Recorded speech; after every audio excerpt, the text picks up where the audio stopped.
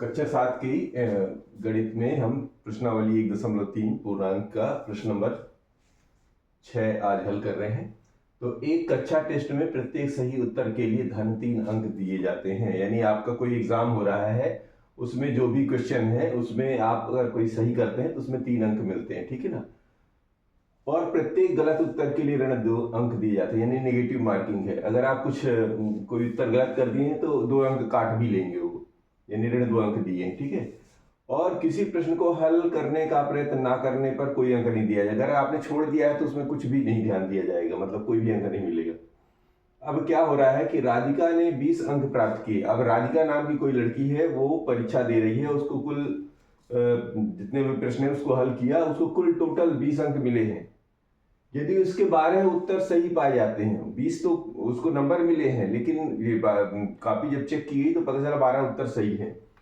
तो उसने गलत प्रश्नों का कितने गलत प्रश्नों का उत्तर दिया है। एक प्रश्न ये है इसमें, और फिर इसी में एक है कि मोहिनी टेस्ट में ऋण 5 अंक प्राप्त करती है। एक दूसरी लड़की है मोहिनी, वो जो है परीक्षा दे रही है, उसने ऋण 5 अंक प्राप्त किए, यानी कि 0 से भी नीचे चली गई, जबकि उसके 7 उत्तर सही पाए गए। मतलब कोशिश तो उसने की कि 7 उत्तर सही हो गए उसके, लेकिन परिणाम ऋणात्मक है। तो उसने कितने प्रश्नों का गलत उत्तर दिया, कितने प्रश्नों का उत्तर गलत दिया है, मतलब कितने गलत प्रश्न कर दिए, मतलब गड़बड़ी ज्यादा कर दी है। तो एक एक करके हल करते हैं। पहले वाले को लेते हैं, ठीक है।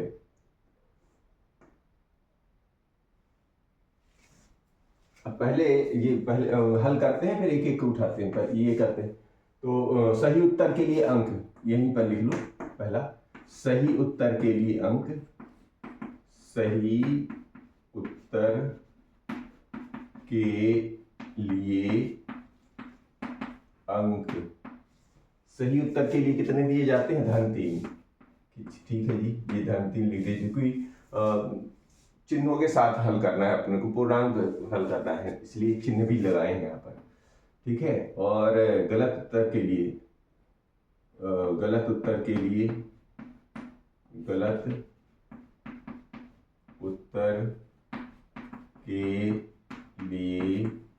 अंक ऋण 2, मतलब 2 काटे जाएंगे, ठीक है। प्रयत्न ना करने पर तो उसका तो कोई जरूरत ही नहीं है। अब राधिका ने 20 अंक प्राप्त किए। राधिका के प्राप्त अंक, राधिका को प्राप्त अंक ये 20 है। 20 मतलब धनात्मक अंक 20 है। अब उसके 12 उत्तर सही पाए गए, 12 उत्तर सही पाए गए, तो यहां पर लिखेंगे 12 उत्तर सही पाए गए। अब जब 12 उत्तर सही पाए गए हैं, इसका मतलब है एक उत्तर में 3 अंक सही है मिलते हैं, तो 12 उत्तर के लिए 3 का गुणा करेंगे, यानी कि 36 अंक मिले उसको। कितने अंक मिले? 12 उत्तर के लिए 36 अंक। ये सब क्या है? अंक है, ठीक है। सही उत्तर 12 सही उत्तर पे पाए गए अंक, ये 36 हो गए। उसने कितने प्रश्नों का गलत उत्तर दिया? अब इसके आधार पे 36 नंबर पाई है और उसको मिले थे कितने? 20। तो अब बताइए कि उसको कटे हुए अंक कितने हैं। तो अब देखिए क्या करेंगे। तो गलत उत्तर के लिए क्या करना पड़ेगा? तो गलत उत्तर कटेंगे कहां से? गलत जो पाई है उसी में से तो कटेंगे। तो गलत उत्तर के लिए अंक कितने मिले तो उसके आधार पर निकलेगा। तो गलत उत्तर के लिए प्राप्त अंक, पहले प्राप्त अंक निकाल लो, फिर ये गिनती करते हैं कि कितने कितने टोटल कितने मिले थे? 20।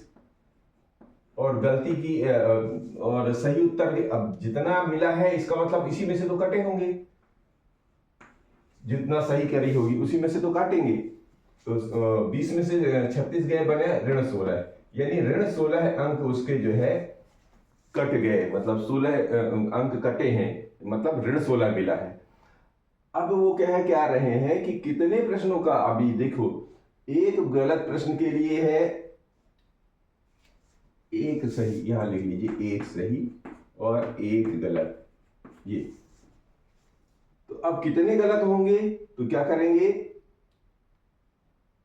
इस प्राप्त अंक में इस गलत अंक वाले का भाग दे दीजिए, तो उसके जो है संख्या निकल आएगी, किसके, कितने प्रश्नों का, तो गलत कुल किए गए गलत प्रश्न, कुल गलत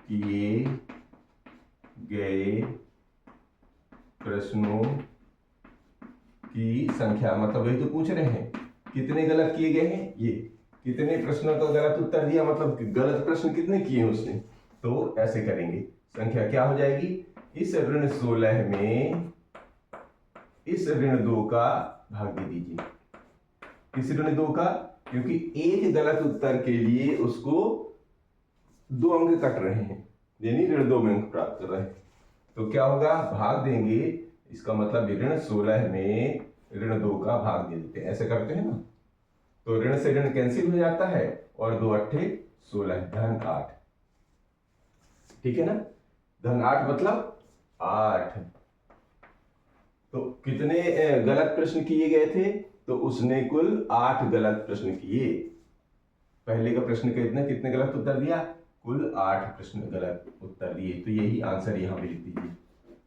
ये गलत प्रश्नों की संख्या, गलत किए गए प्रश्नों की संख्या, गलत किए गए प्रश्नों की संख्या, और ये किसका चल रहा है, ये चल रहा है राधिका का, तो राधिका के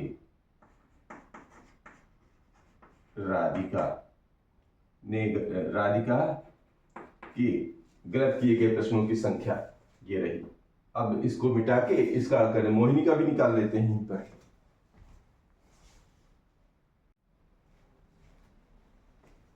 अब इसका जो है दूसरा निकाल लेते हैं, ये मोहिनी का, तो यहाँ पर सही परिणाम तो सेम है कि सही उत्तरों के लिए 3 अंक दिए जाते हैं, गलत उत्तरों के लिए सही उत्तरों के लिए 3 अंक और गलत उत्तरों के लिए 2 अंक काट ले रहे हैं।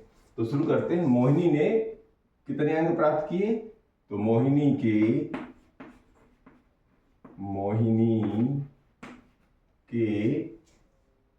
टेस्ट में प्राप्त अंक, टेस्ट में प्राप्त अंक कितने हैं, ऋण 5 है, मतलब उसको शून्य के भी नीचे ले गए, कम मिला है, मतलब गलत ज्यादा कर दिया है। और क्या कह रहे हैं कि 7 उत्तर सही पाए गए, तो 7 उत्तर सही पाए गए, 7 उत्तर सही पाने पर अंक, सही पाने पर अंक, 7 उत्तर सही पाए गए हैं, तो 7 मतलब 7 में 3 का गुणा, यानी 21 नंबर उसे मिले थे सही प्रश्न के,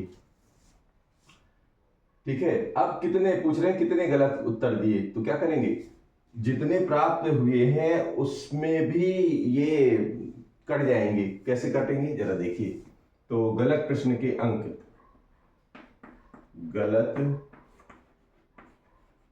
प्रश्न के प्राप्त अंक, गलत प्रश्न के प्राप्त अंक, अब गलत प्रश्न में देखो कटौती होगी भाई, कैसे कटेंगे, तो ऋण 5 तो उसने कुल पाए ही थे, और 21 नंबर जो है वो भी लेस हो जाएंगे, क्यों, क्योंकि वो इसी से तो कटेगा, तो कितने हो जाएंगे, 21 5 26, यानी कि ऋण 26 अंक उसके चले गए।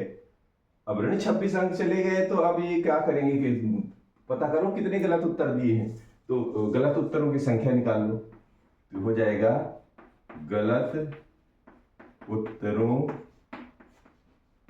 की संख्या। अब गलत उत्तरों की संख्या कैसे बनेगी, जो इसने गलत उत्तरों पर नंबर पाए हैं, यानी कि 26 ऋण, और एक गलत उत्तर के लिए जो है ऋण 2 अंक जा रहे थे तो उसका भाग दे देते हैं। तो क्या हो जाएगा, ये रहा ऋण 26 और ये रहा ऋण 2, ठीक है ना। ऋण में ऋण का गुणा भाग देने पर ये ऋण चिन्ह हट जाता है, यहाँ पर धन का चिन्ह लग जाता है। तो 2 एकम 2 और 2 तिहाई 6, 2 एकम 2 और 13 दूनी 26 ऐसे होता है ना। इसका मतलब उसे कुल 13 प्रश्न गलत किए। तो किसने, मोहिनी ने कितने प्रश्नों को गलत उत्तर, मोहिनी ने 13 प्रश्नों को गलत उत्तर दिया। मोहिनी ने कुल 13, यहां लिख दीजिए, कुल 13 प्रश्नों का गलत उत्तर दिया। तो ये रहा इस हमारा 6वां प्रश्न। अब लेते हैं इसी का 7वां प्रश्न। 7वां प्रश्न ये कह रहे हैं कि एक उत्थापक किसी खानकूपक में, उत्थापक समझते हैं, लिफ्ट, लिफ्ट जो बिल्डिंगों में लगी रहती है, तो जहां खदान होती है वहां पे ज्यादा बड़े बड़े लिफ्ट लगाए जाते हैं, उसे उत्थापक बोलते हैं हिंदी में।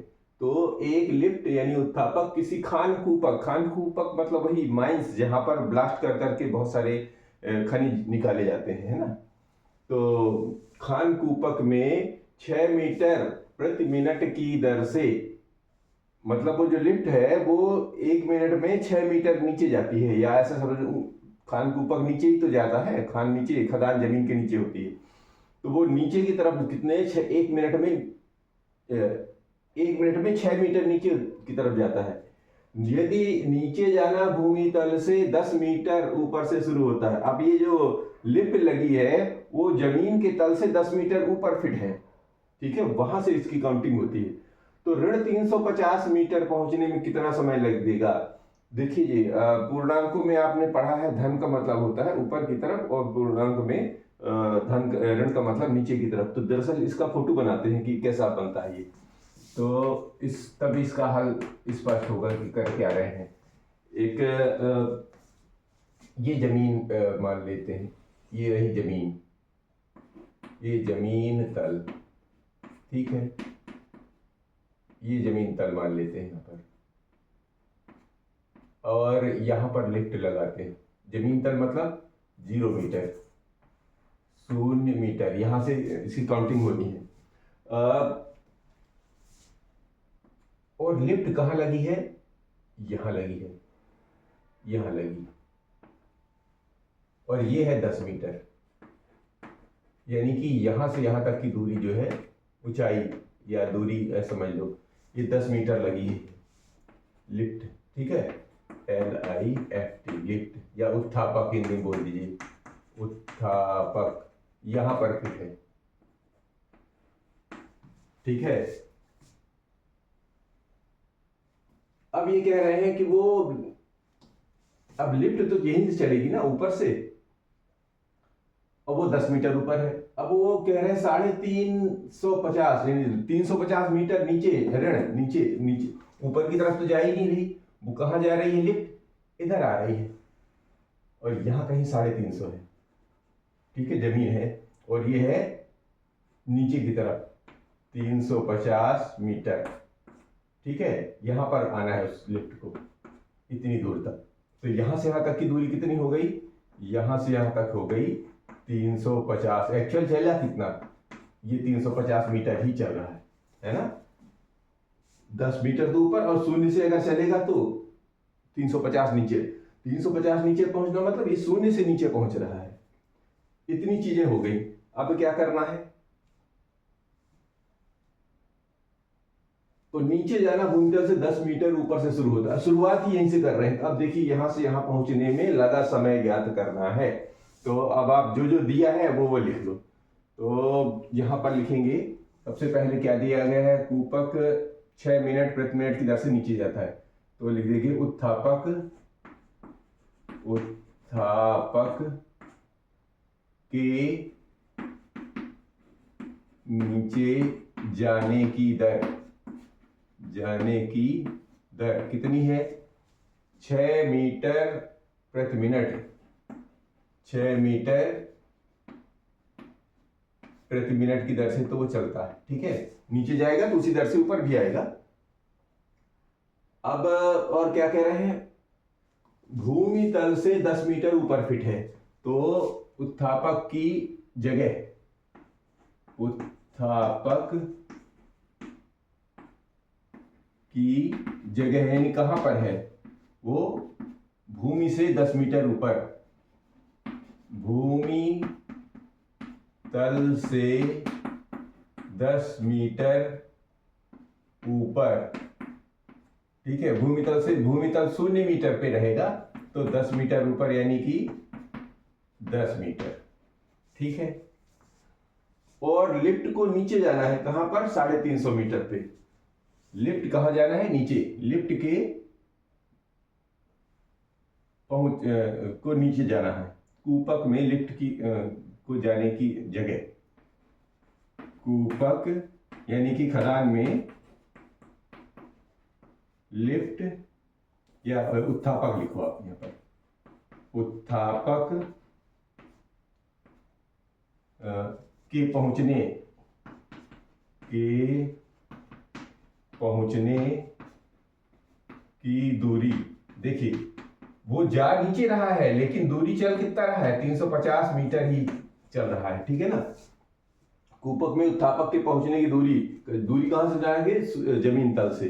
तो अब कुल दूरी देखो कितनी गई, तो बाकी तो वही रहेगा, कुल दूरी कैसे, क्योंकि 0 से 10 मीटर ऊपर था, 10 मीटर ये और 350 मीटर ये नीचे चला गया, तो कुल दूरी कितनी हो गई, ये बन गई 360 मीटर। 360 मीटर कुल लिफ्ट चला है ना, उत्थापक जो है 360 मीटर चला। तो अब ये बोल रहे हैं कि पहुंचने में कितना समय लगेगा, उस लिफ्ट को नीचे पहुंचने में कितना समय लगेगा, तो लिखेंगे उत्थापक के पहुंचने में लगा समय, उत्थापक के पहुंचने में लगा समय, पहुंचने में लगा समय क्या होगा, जितनी दूरी तय की है उसने, कितने क्या, कुल दूरी जो तय की उसने, और नीचे जाने में की दर, कुल दूरी तो ये हो गई, और ये जो नीचे जाने की दर थी, ये इसका भाग दे दिए, कुल दूरी में नीचे जाने की दर का अगर आप भाग दे दें तो कुल दूरी कितनी है, कुल दूरी ये निकाली है फिर 360 मीटर, तो 360 में नीचे जाने की दर कितनी थी, ये इधर, ये 6 का भाग दे दीजिए, तो क्या होगा, ये हो जाएगा, इधर लिख लेते हैं, 360 में 6 का भाग दे देते हैं, तो 6 एकम 6, 6 छंग 36, अर्थात लगा समय कितना हो जाएगा, 60, ये प्रति मिनट है ना, ये मिनट, 60 मिनट लगेगा, अर्थात 1 घंटा, अर्थात 1 घंटा, ऐसा। तो ये रहा हमारा प्रश्न नंबर 7। अब ये 1.3 यहीं से समाप्त होती है।